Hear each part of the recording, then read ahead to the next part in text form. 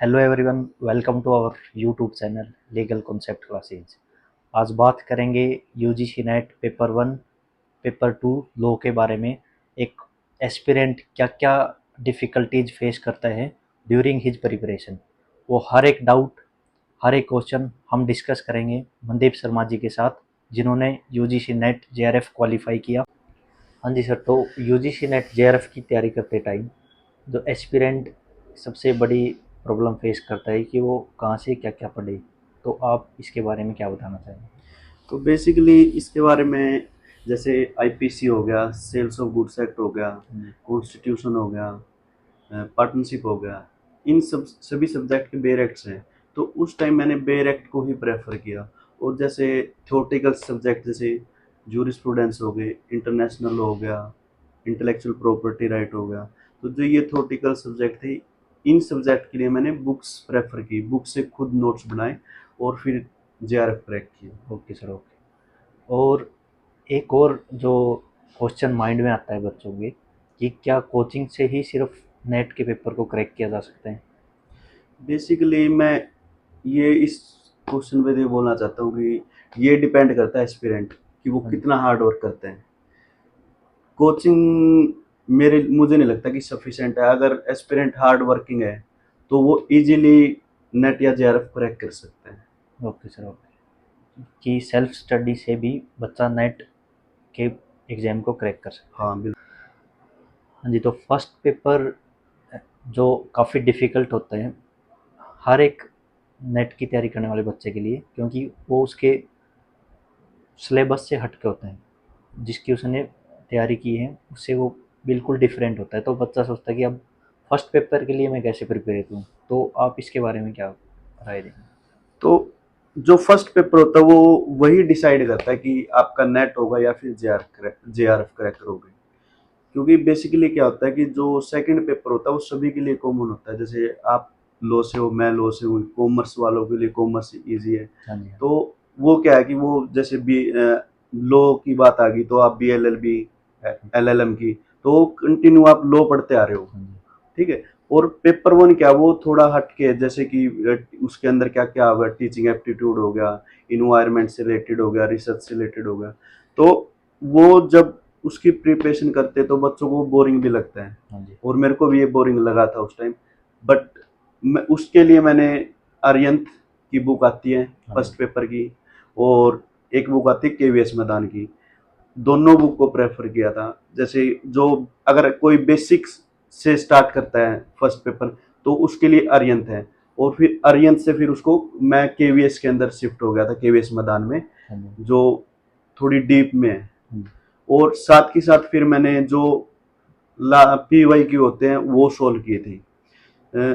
और मैंने यूट्यूब पे एक चैनल है तलवीर सर, जो फर्स्ट पेपर करवाते हैं, उन्हीं की वीडियोस देखता था मैं, उन्हीं जो वो बोलते थे उसके अकॉर्डिंग करता था। और उनका एक टेलीग्राम चैनल भी था। जो जैसे अब एग्ज़ाम हुआ था तो आई थिंक 58 या 59 सब्जेक्ट का होता है यूजीसी नेट लो, सॉरी यूजीसी नेट पेपर। तो उसके अंदर जो 58 शिफ्ट थी ना, तो उन सभी शिफ्ट के जो पेपर वन था वो टेलीग्राम पे अपलोड कर देते हैं, जिससे जो और एस्पिरेंट होते हैं वो तैयारी करते हैं तो उनके लिए हेल्प हो जाती। तो मैं ऐसे ही उन पेपर को सोल्व करता था, तो मेरे लिए इजी हो गया था फर्स्ट पेपर। फर्स्ट पेपर मतलब सबसे इम्पोर्टेंट फर्स्ट पेपर ही है जो आपको नेट और जेआर डिसाइड करता है आपका। तो आपके कहने का ये मतलब है कि यूट्यूब से भी आप नेट की तैयारी कर सकते हाँ, लेकिन अगर आप किसी एक चैनल को कंटिन्यू फॉलो कर रहे हो तो एक को ही करो, आप अलग अलग मत करो, अलग अलग सोर्स पे मत जंप करो। अगर आप अलग अलग सोर्स पे जंप करोगे तो आप कंफ्यूज। हैं। हाँ जी, तो फर्स्ट पेपर की बात की जाए तो एक एस्पिरेंट कितना सिलेबस कवर करे जिससे वो इजीली फर्स्ट पेपर को कवर कर सके?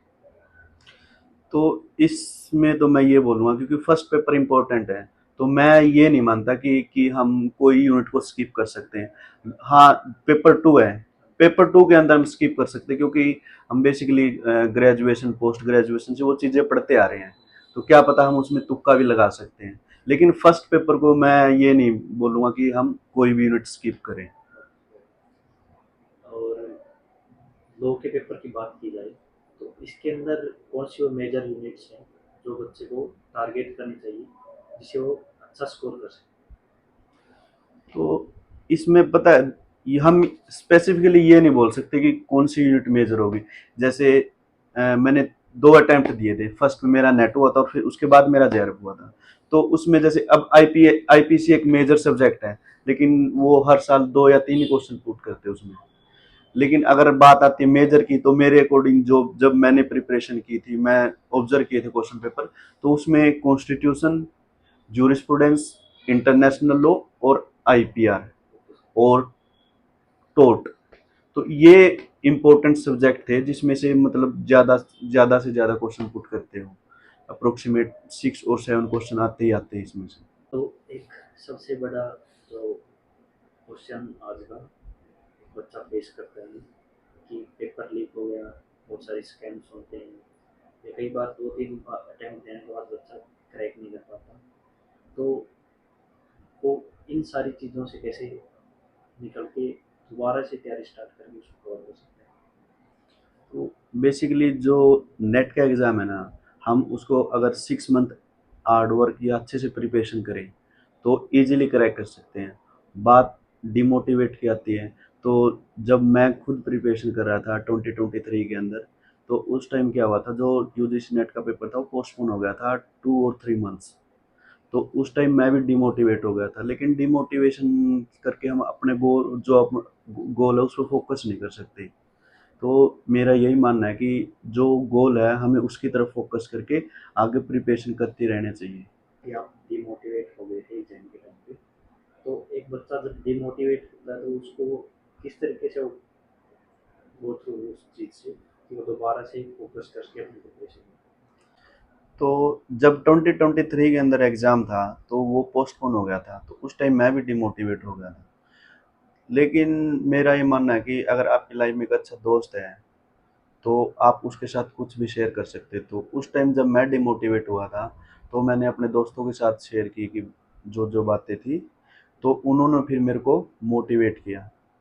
कि प्रिपरेशन करते टाइम सिर्फ किताबें ही पेपर को क्रैक करने में हेल्प नहीं करती, दोस्त भी मैटर करते हैं। Thank you sir for coming. And एक और बात डिस्कस करना चाहेंगे कि सर का एक यूजीसी नेट लेवल फॉर्मेट के नाम से चैनल भी है जिसके ऊपर वो हर एक कंटेंट अवेलेबल करवाते हैं नेट एस्पिरेंट्स के लिए, तो आप उनको भी फॉलो करें। Thanks for coming. Thank you.